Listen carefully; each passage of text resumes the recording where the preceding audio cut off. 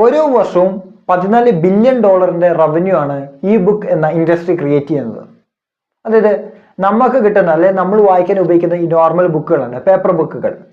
എന്നാൽ ഇതിന് ഞാൻ ആമസോൺ കിൻഡിൽ മുഖേന വാങ്ങിക്കുന്നു, വായിക്കുന്നു. അല്ലെങ്കിൽ ഒരു PDF അത് ഞാൻ വാങ്ങിക്കുന്നു, വായിക്കുന്നു. ഇതാണ് ഒരു ഇ ബുക്ക്. അതായത് $14 ബില്യൺ ആണ് ഇതുവഴി ജനറേറ്റ് ചെയ്യുന്നത്. എന്തുകൊണ്ട് നമുക്കും ഇതേപോലെ ഒരു ഇ ബുക്ക് ക്രിയേറ്റ് ചെയ്തുകൂടാ? ഇന്നത്തെ വീഡിയോയിലൂടെ അതിനെക്കുറിച്ചാണ് ഞാൻ ഷെയർ ചെയ്യുന്നത്. എങ്ങനെ ഒരു ഇ ബുക്ക് റൈറ്റ് ചെയ്യണം, അതേപോലെ തന്നെ എങ്ങനെ ഒരു ഇ ബുക്ക് പബ്ലിഷ് ചെയ്യണം, എവിടെ മാർക്കറ്റിംഗ് ചെയ്യണം, എങ്ങനെ ക്യാഷ് ഏൺ ചെയ്യാം. ഇതാണ് ഇന്നത്തെ വീഡിയോയിലൂടെ ഞാൻ നിങ്ങൾക്കായി ഷെയർ ചെയ്യുന്നത്. എൻ്റെ പേര് ആൽബിൻ. ഇതേപോലെ അറിവുകൾക്ക് നിങ്ങൾ വളരെയധികം ഇൻട്രസ്റ്റ് ആണെങ്കിൽ please like, share and subscribe. അപ്പം ഇതിനെക്കുറിച്ച് ഡീറ്റെയിൽ ആയിട്ട് മനസ്സിലാക്കാൻ ഈ വീഡിയോ ആദ്യം മുതൽ അവസാനം വരെ കാണുക. അപ്പം നമുക്ക് നോക്കാം. ഒരു ബുക്ക് നമ്മൾ പബ്ലിഷ് ചെയ്യാൻ വേണ്ടി പോവുകയാണ്. അപ്പോൾ ആ ബുക്കുമായി എഴുതണമെങ്കിൽ ആദ്യം നമ്മൾ സെലക്ട് ചെയ്യേണ്ട സബ്ജക്റ്റ് എന്ന് പറയുന്നത് ഒരു നിഷ് നമ്മൾ തിരഞ്ഞെടുക്കണം എന്നാണ്. ഈ നിഷിനെ മാക്രോ എന്നും മൈക്രോ എന്നും നമുക്ക് വിളിക്കാം. മാക്രോ എന്ന് പറയുന്നത് ധാരാളം നിഷുകളുണ്ട്. ട്രാവൽ ആകാം, കുക്കിംഗ് ആകാം, ഫിറ്റ്നസ് ആകാം, സെൽഫ് ഹെൽപ്പ് ആകാം, ഇങ്ങനെ, അല്ലെങ്കിൽ കമ്മ്യൂണിക്കേഷൻ, ഫിനാൻസ്, ഇങ്ങനെയുള്ള ധാരാളം നിഷുകളുണ്ട്. ഈ നിഷുകളിൽ നിന്ന് നമ്മൾ എന്ത് ചെയ്യണം? ആൾക്കാരുടെ സ്പെസിഫിക് പ്രോബ്ലവുമായി ബന്ധപ്പെട്ട ടോപ്പിക്കിലോട്ട് നമ്മൾ സ്വിച്ച് ചെയ്യണം. അതിന്റെ ഭാഗമായി മൈക്രോ നിഷിലോട്ട് നമ്മൾ മാറുന്നു. ഫിനാൻസ് ആണ് എടുക്കുന്നതെങ്കിൽ ബിസിനസ് ഫിനാൻസ് ഉണ്ട്, അതേപോലെ തന്നെ പേഴ്സണൽ ഫിനാൻസും ഉണ്ട്. പേഴ്സണൽ ഫിനാൻസിലാണെങ്കിലോ മ്യൂച്വൽ ഫണ്ട് ഉണ്ട്, സ്റ്റോക്ക് മാർക്കറ്റ് ഉണ്ട്, സേവിങ്സ് ഉണ്ട്, ക്യാഷ് ഫ്ലോ ഉണ്ട്, ഇങ്ങനെ ധാരാളം മേഖലകളുണ്ട്. അപ്പോൾ ഇതിൽ നിന്നും ആൾക്കാരുടെ പ്രശ്നങ്ങളെ ബേസ് ചെയ്തുകൊണ്ട് ഒരു ടോപ്പിക്ക് നമ്മൾ സെലക്ട് ചെയ്തു. ഈ ടോപ്പിക്ക് നമ്മൾ സെലക്ട് ചെയ്തു. ടോപ്പിക്ക് സെലക്ട് ചെയ്ത് കഴിഞ്ഞാൽ പിന്നെ ആ ടോപ്പിക്കിൽ തന്നെ ഉറച്ചു നിൽക്കണം. അതിൽ നിന്ന് മാത്രം റിസർച്ച് ചെയ്യണം, മറ്റൊന്നിലേക്ക് സ്വിച്ച് ചെയ്യാൻ പാടില്ല. കാരണം മനുഷ്യന്റെ മനസ്സെപ്പോഴും സ്വിച്ച് ചെയ്തുകൊണ്ടിരിക്കും, അത് നമ്മൾ പാടില്ല. അതായത് ഈ ടോപ്പിക്കിൽ നിന്ന് തന്നെ പുസ്തകം റൈറ്റ് ചെയ്യണം. അപ്പോൾ നമ്മൾ ആദ്യം എന്ത് ചെയ്യുന്നു? ആൾക്കാരുടെ പ്രശ്നങ്ങളെ കുറിച്ച് നമ്മൾ മനസ്സിലാക്കണം. പ്രശ്നങ്ങളെ കുറിച്ച് മനസ്സിലാക്കണമെങ്കിൽ ഏറ്റവും നല്ല മാർഗം എന്ന് പറയുന്നത് കോറ യൂസ് ചെയ്യാം, ധാരാളം ബുക്കുകൾ റീഡ് ചെയ്യാം, അതേപോലെ തന്നെ സോഷ്യൽ മീഡിയ യൂസ് ചെയ്യാം, ഗൂഗിൾ ട്രെൻഡ്സ് യൂസ് ചെയ്യാം, ഗൂഗിൾ യൂസ് ചെയ്യാം. ഇങ്ങനെയുള്ള ഏരിയകൾ റിസർച്ച് ചെയ്ത് കഴിഞ്ഞാൽ ആൾക്കാർ അനുഭവിക്കുന്ന പ്രശ്നം നമുക്ക് കൃത്യമായി മനസ്സിലാക്കാൻ സാധിക്കും. പ്രശ്നം മനസ്സിലാക്കി കഴിഞ്ഞാൽ ഇതിനു വേണ്ടുന്ന സൊല്യൂഷൻ നമ്മൾ റിസർച്ച് ചെയ്യണം. അതായത് ഈ വ്യക്തി അനുഭവിക്കുന്ന പ്രശ്നങ്ങളും അതിന്റെ സൊല്യൂഷൻ നമ്മൾ അറിയണം. ഇതിനു വേണ്ടി നമ്മൾ റിസർച്ച് ചെയ്യണം. ബ്ലോഗുകൾ വായിക്കേണ്ടി വരും, ഇതുമായി ബന്ധപ്പെട്ട പുസ്തകങ്ങൾ വായിക്കേണ്ടി വരും, ChatGPT യൂസ് ചെയ്യേണ്ടി വരും, പോഡ്കാസ്റ്റുകൾ കേൾക്കേണ്ടി വരും. ഇങ്ങനെയുള്ള കാര്യങ്ങൾ ചെയ്തുകൊണ്ട് കൃത്യമായി നമ്മൾ റിസർച്ച് ചെയ്യണം. എന്താണ്?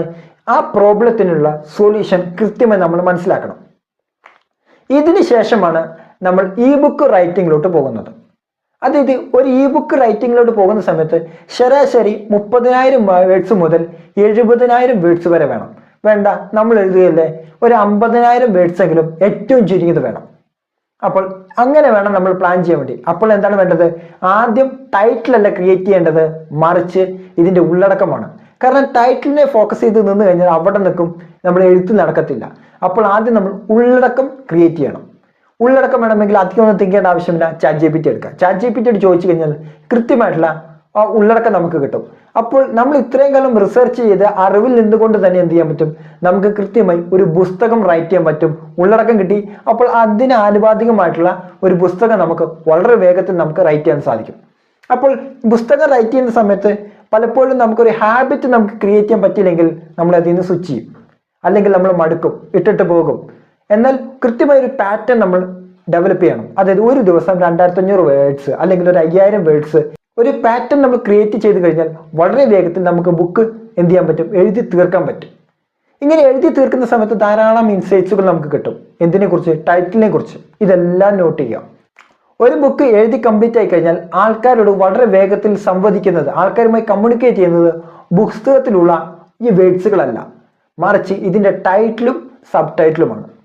അപ്പോൾ ടൈറ്റിലും സബ് ടൈറ്റിലും നമ്മൾ കറക്റ്റായിട്ട് സെലക്ട് ചെയ്യണം. അതായത് ആൾക്കാരുടെ പ്രശ്നം എന്താണോ അതിനെ സോൾവ് ചെയ്യുന്ന തരത്തിലായിരിക്കണം അതിന്റെ ടൈറ്റിലും സബ് ടൈറ്റിലും വേണ്ടത്. കാരണം ടൈറ്റിലും സബ് ടൈറ്റിലും വായിച്ചിട്ടാണ് ബഹുഭൂരിപക്ഷ ആൾക്കാരും ഒരു ബുക്ക് പർച്ചേസ് ചെയ്യുന്നത്. ഒരു എക്സാമ്പിളിന്റെ വിശദമാക്കാം. ഇതൊരു പുസ്തകമാണ്, ഇതിന്റെ ടൈറ്റിൽ കണ്ടോ? അതേപോലെ തന്നെ ഇതിന്റെ സബ് ടൈറ്റിൽ. അതായത് സബ് ടൈറ്റിൽ ബേസ് ചെയ്തിട്ടാണ് ആൾക്കാരോട് കൂടുതലും സംസാരിക്കുന്നത്. ടൈറ്റിൽ എന്ന് പറയുന്നത് വളരെയധികം സ്മോൾ ആണ്. ലക്ഷ്യങ്ങൾ എന്നാണ് പുസ്തകത്തിന്റെ പേര്. പക്ഷേ ഇതിനെ സബ് ടൈറ്റിലായിട്ട് വന്നിരിക്കുന്നത് നിങ്ങളുടെ ആവശ്യങ്ങൾ എങ്ങനെ നേടാം, സാധ്യമാക്കുന്നു എന്ന് നിങ്ങൾ ചിന്തിക്കുന്നേക്കാൾ വേഗത്തിൽ. അപ്പോൾ ചിന്തിക്കുന്നേക്കാൾ വേഗത്തിൽ നമ്മുടെ ലക്ഷ്യങ്ങൾ എങ്ങനെ നേടാമെന്നാണ് ഈ പുസ്തകം നമ്മളോട് സംസാരിക്കുന്നത്. അപ്പോൾ ലക്ഷ്യങ്ങൾ എങ്ങനെ സാറ്റിസ്ഫൈ ചെയ്യണം, അല്ലെങ്കിൽ ലക്ഷ്യങ്ങൾ എങ്ങനെ സക്സസ് ആയി നിറവേറ്റണം എന്ന് ആഗ്രഹിക്കുന്നവർക്ക് ആ പുസ്തകം വായിക്കാൻ പറ്റും. അപ്പോൾ ടൈറ്റിലിനെ ബേസ് ചെയ്തിട്ട് ടൈറ്റിലും സബ് ടൈറ്റിലും കറക്റ്റ് ആണെങ്കിൽ വളരെ വേഗത്തിൽ കസ്റ്റമർ ബൈ ചെയ്യും. അപ്പോൾ ഇതിനു വേണ്ടി നിങ്ങളെ സഹായിക്കുന്ന ടൂളാണ് ChatGPT യൂസ് ചെയ്യാം. ഇനി ഇത്രയും നമ്മൾ കംപ്ലീറ്റ് ആക്കി. അതിനുശേഷം ഈ പുസ്തകത്തെ നമ്മളൊന്ന് റീഡ് ചെയ്യണം, കംപ്ലീറ്റ് ആയിട്ട് റീഡ് ചെയ്യുക. അതിനുശേഷം ധാരാളം കറപ്ഷൻസ് ഉണ്ടാവും, അതെന്ത് ചെയ്യുക, റീവർക്ക് ചെയ്ത് ആ പുസ്തകം സക്സസ്ഫുൾ ആക്കി കംപ്ലീറ്റ് ചെയ്യുക. അങ്ങനെ സക്സസ്ഫുൾ ആക്കി കംപ്ലീറ്റ് ചെയ്തു. സക്സസ്ഫുൾ ആക്കി കംപ്ലീറ്റ് ചെയ്ത് കഴിഞ്ഞാൽ അടുത്ത നമ്മൾ അനുഭവിക്കുന്ന ഏറ്റവും വലിയ പ്രശ്നം എന്ന് പറയുന്നത്, പുസ്തകം എഴുതി എന്നുള്ളത് കൊണ്ട് വരുമാനം ക്രിയേറ്റ് ആവില്ല. അതിന് പകരം ഈ പുസ്തകം നമ്മൾ എന്ത് ചെയ്യണം, പബ്ലിഷ് ചെയ്യണം, മാർക്കറ്റിംഗ് ചെയ്യണം, എന്നാൽ മാത്രമായിരിക്കും വരുമാനം വരുന്നത്. അപ്പോൾ നമ്മൾ എന്ത് ചെയ്യണം, അത് പബ്ലിഷ് ചെയ്യാനുള്ള വഴി നോക്കണം. അതേപോലെ തന്നെ മാർക്കറ്റിംഗ് ചെയ്യാൻ നമ്മൾ പഠിക്കണം. അതായത് പബ്ലിഷിംഗ് എന്ന് പറയുന്നത് നമുക്ക് ആമസോൺ കിൻഡിലിൽ പബ്ലിഷ് ചെയ്യാം. കിൻഡിലിൽ പബ്ലിഷ് ചെയ്യണമെങ്കിൽ ആമസോൺ എവിടേക്കുണ്ടോ ഒരു ഇന്റർനാഷണൽ ലെവലിലേക്ക് നമ്മുടെ പുസ്തകം നമുക്ക് പബ്ലിഷ് ചെയ്യാൻ പറ്റും. അങ്ങനെ വളരെ വലിയൊരു റവന്യൂ നമുക്ക് അതുവഴി ജനറേറ്റ് ചെയ്യാൻ പറ്റും, ആമസോൺ കിൻഡിൽ. അടുത്ത ഒരു ഓപ്ഷനാണ് നമുക്ക് സ്വന്തമായിട്ടൊരു വെബ്സൈറ്റ് ഉണ്ടാക്കുക, അതുവഴി നമുക്ക് സെല് ചെയ്യാം.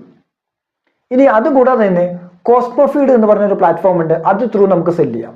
ഇന്ത്യയിലൊക്കെയാണ് ആണെങ്കിൽ കംപ്ലീറ്റ് ആയിട്ട് പറ്റും, കോസ്മോഫീഡ് എന്ന ആപ്ലിക്കേഷൻ ത്രൂ പറ്റും. അല്ലാതെ നമ്മൾ നോർമലി ഒരു പ്രിന്റഡ് വേർഷനിലോട്ട് പോകുന്ന സമയത്ത് വളരെ വലിയൊരു ഇൻവെസ്റ്റ്മെന്റ് വേണ്ടി വരും. പിന്നെ സെല്ലായി പോയി കഴിഞ്ഞാൽ മാത്രമാണ് വരുമാനം നമുക്ക് ജനറേറ്റ് ചെയ്യാൻ പറ്റുന്നത്. എന്നാൽ ഇ ബുക്ക് എന്ന് പറയുന്ന സമയത്ത് ഒരു PDF കോപ്പിയാണ്, അല്ലെങ്കിൽ ഒരു വേർഡിന്റെ ഒരു കോപ്പിയാണ്. വളരെ വേഗത്തിൽ നമുക്ക് എന്ത് ചെയ്യാൻ പറ്റും, ഇത് നമുക്ക് അപ്ലോഡ് ചെയ്ത് വളരെ വേഗത്തിൽ നമുക്ക് സെയിൽസ് നമുക്ക് ജനറേറ്റ് ചെയ്യാൻ പറ്റും. 0 ഇൻവെസ്റ്റ്മെന്റ് ആയിരിക്കും ഇതിനു വേണ്ടി വരുന്നത്.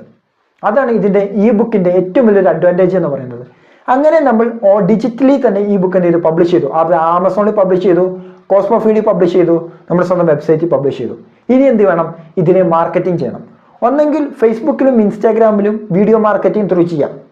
അതായത് നിങ്ങൾ വീഡിയോ മാർക്കറ്റിംഗ് ചെയ്യുന്നു, അതായത് ടാർഗറ്റ് ഓഡിയൻസ് ആരാന്ന് ഐഡന്റിഫൈ ചെയ്യുന്നു, അവരെ ബേസ് ചെയ്തുകൊണ്ട് നിങ്ങൾ പരസ്യം ചെയ്ത് മാർക്കറ്റ് ചെയ്യുന്നു. ഇതൊരു എക്സാമ്പിൾ ആണ്. അതേപോലെ തന്നെ നമുക്ക് ടെസ്റ്റിമോണിയൽ മാർക്കറ്റിംഗ് ചെയ്യാം. ഈ പുസ്തകം വായിച്ചിട്ട് ആൾക്കാരുടെ റിവ്യൂ ബേസ് ചെയ്തുകൊണ്ട് ഇതേപോലെ ഫേസ്ബുക്കിലും ഇൻസ്റ്റാഗ്രാമിലും ഇട്ട് നമുക്ക് മാർക്കറ്റ് ചെയ്യാം. ഇതൊരു ഓപ്ഷനാണ്. അതേപോലെ തന്നെ മാർക്കറ്റ് ചെയ്യാൻ പറ്റുന്ന ഒരു മാർഗമാണ് ഇൻഫ്ലുവൻസർ മാർക്കറ്റിംഗ്. അതായത് ഞാൻ എഴുതിയ പുസ്തകം ബിസിനസ്സുമായി ബന്ധപ്പെട്ടതാണ്. അപ്പോൾ ബിസിനസ്സുമായി ബന്ധപ്പെട്ടതാണെങ്കിൽ ബിസിനസ്സുമായി വീഡിയോ ചെയ്യുന്ന ഇൻഫ്ലുവൻസേഴ്സുമായി കണക്ട് ആകുക. അതേസമയം നിശ്ചിത പെർസെൻറ്റേജ് കമ്മീഷൻ വ്യവസ്ഥയിൽ നമ്മളൊരു പ്ലാൻ തയ്യാറാക്കുന്നു, ഒരു എഗ്രിമെന്റ് തയ്യാറാക്കുന്നു. അതിനുശേഷം ഓരോ സെയിൽസ് വരുന്ന സമയത്തും നിശ്ചിത പെർസെൻറ്റേജ് കമ്മീഷൻ ഇൻഫ്ലുവൻസർ കിട്ടുന്നു. അങ്ങനെ ഒരു മാർക്കറ്റിംഗ് പ്ലാൻ നമുക്ക് തയ്യാറാക്കിക്കൊണ്ട് മാർക്കറ്റിംഗ് ചെയ്യാം, ഇൻഫ്ലുവൻസർ മാർക്കറ്റിംഗ്. അതൊരു ഓപ്ഷനാണ്. അത് കൂടാതെ തന്നെ മറ്റൊരു ഓപ്ഷൻ എന്ന് പറയുന്നത് കോറ യൂസ് ചെയ്തുകൊണ്ട് നമുക്ക് മാർക്കറ്റ് ചെയ്യാം. അതായത് കോറയിൽ ധാരാളം ആർട്ടിക്കിളുകൾ വരുന്നുണ്ട് ഓരോ പ്രോബ്ലവുമായി ബന്ധപ്പെട്ട്. അവർക്കൊരു സൊല്യൂഷൻ കൊടുക്കുന്ന രീതിയിൽ കോറ വഴി മാർക്കറ്റിംഗ് ചെയ്യുകയാണെങ്കിൽ സെയിൽസ് നടക്കും. അതേപോലെ തന്നെ ഒരു പേഴ്സണൽ ബ്രാൻഡാണ് നമ്മളെങ്കിൽ അത് ത്രൂ നമുക്ക് എന്ത് ചെയ്യാൻ പറ്റും, കൃത്യമായി നമ്മുടെ ഈ ബുക്ക് നമുക്ക് പബ്ലിഷ് ചെയ്യാം, അതുവഴി സെയിൽസ് എടുക്കാനും പറ്റും. അപ്പോൾ ഇങ്ങനെയുള്ള മെത്തേഡുകൾ യൂസ് ചെയ്തുകൊണ്ട് വളരെ വേഗത്തിൽ ഒരു ബുക്ക് റൈറ്റ് ചെയ്യാനും അതുവഴി പബ്ലിഷ് ചെയ്യാനും അതുവഴി സെയിൽസ് ചെയ്യാനും അതുവഴി റവന്യൂ ജനറേറ്റ് ചെയ്യാനും നമുക്ക് സാധിക്കും. അപ്പോൾ ഈ ബുക്ക് എഴുതിക്കൊണ്ട് വരുമാനം ജനറേറ്റ് ചെയ്യണം എന്ന് ആഗ്രഹിക്കുന്നവർക്ക് വളരെയധികം ഉപകാരപ്രദമായി എന്ന് ഞാൻ വിശ്വസിക്കുന്നു. ഈ വീഡിയോയെ കുറിച്ചുള്ള അഭിപ്രായങ്ങളും നിർദ്ദേശങ്ങളും കമന്റ് രേഖപ്പെടുത്തുക. അടുത്ത വീഡിയോയിൽ മറ്റൊരു ടോപ്പിക്കുമായി നമുക്ക് വീണ്ടും കാണാം. ബൈ.